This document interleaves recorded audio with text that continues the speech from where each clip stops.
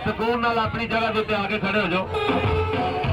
Time ਬਹੁਤ ਹੋ ਗਿਆ ਜਨਾਬ, ਉਹ ਫਨਕਾਰ ਨੂੰ ਵੀ ਟੋਏ ਦੇ। ਮੇਰਾ ਨਾਮ ਇਮਰਾਨ ਹੈ, ਫੈਸਲਾਬਾਦ ਦਾ ਮੇਰਾ ਤਲਕ ਹੈ। 10 ਸਾਲ ਦਾ ਸਾਂ ਜਦੋਂ ਮੈਨੂੰ ਸ਼ੌਂਕ ਪਿਆ ਸਾਈਕਲ ਦਾ, ਠੀਕ ਹੈ। ਉਸ ਤੋਂ ਬਾਅਦ ਸਾਨੂੰ 18-20 ਸਾਲ ਹੋ ਗਏ ਨੇ ਇਸ ਲਾਈਨ ਦੇ ਵਿੱਚ ਮਿਹਨਤ ਕਰਦੇ ਹਾਂ, ਸਾਈਕਲ ਚਲਾਉਂਦੇ ਹੋਏ। ਪਲਾਟ ਵਾਲਿਆਂ ਦਾ ਆਰਡਰ ਹੈ ਕਿ ਗਰਾਊਂਡ ਦੇ ਅੰਦਰ ਕੋਈ ਸ਼ੋਰ ਸ਼ਰਾਬਾ ਨਹੀਂ ਕਰਨਾ। ਜਦੋਂ ਅਸੀਂ ਸਾਈਕਲ ਤੇ ਚੜ੍ਹਨੇ ਆ, ਠੀਕ ਹੈ, 11 ਰਾਤਾਂ ਤੇ 12 ਦਿਨ ਅਸੀਂ ਜ਼ਮੀਨ ਤੇ ਪੈਰ ਨਹੀਂ ਲਾਣਾ। ਜੋ ਵੀ ਅਸੀਂ ਕਰਨਾ ਇਹ ਸਾਈਕਲ ਤੇ ਕਰਨੇ, ਕੱਪੜੇ ਚੇਂਜ ਕਰਨੇ ਨੇ, ਠੀਕ ਹੈ, ਖਾਣਾ ਪੀਣਾ ਨਹਾਉਣਾ ਧੋਣਾ ਜੋ ਵੀ ਕੰਮ ਹੈ ਇਹ ਸਾਈਕਲ ਤੇ ਹੀ ਕਰਨਾ ਅਸੀਂ।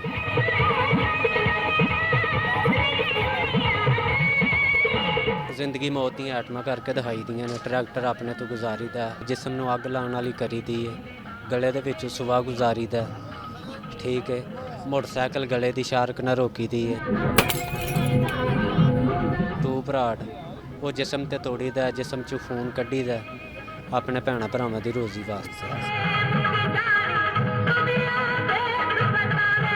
ਟਰੈਕਟਰ ਬਾਅਦ ਟਾਈਮ ਗੁਜ਼ਰਦਾ ਨਾ ਤੇ ਫਿਰ ਡਰ ਲੱਗਦਾ ਕਿ ਗੋਡਾ ਟੁੱਟ ਜਾਂਦਾ, ਕਾਫੀ ਵਿੱਚ ਨੁਕਸਾਨ ਹੋ ਜਾਂਦਾ। ਮੇਰੇ ਤੋਂ ਟਰੈਕਟਰ ਗੁਜ਼ਰਿਆ ਸੀ, ਉਹਨੇ ਸਲਿੱਪ ਮਾਰੀ ਸੀ ਤੇ ਆ ਮੇਰਾ ਸਾਰਾ ਨੁਕਸਾਨ ਹੋਇਆ ਸੀ, ਠੀਕ ਹੈ। ਡਰ ਤੇ ਲੱਗਦਾ ਇਸ ਕੰਮ ਦੇ।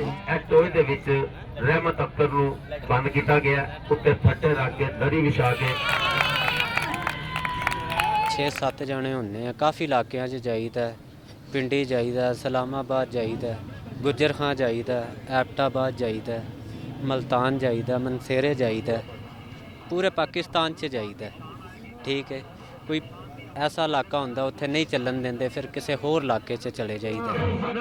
ਮਿਹਨਤ ਤਾਂ ਬੜੀ ਹੈ ਜੀ।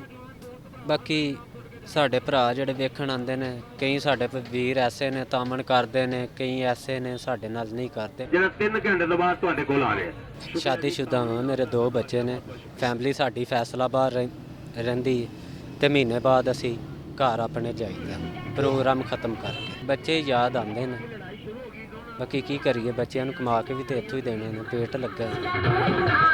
ਬੱਚਿਆਂ ਨੂੰ ਇਸ ਕੰਮ 'ਤੇ ਨਹੀਂ ਲਾਉਣਾ, ਬੱਚਿਆਂ ਨੂੰ ਪੜ੍ਹਾਉਣਾ।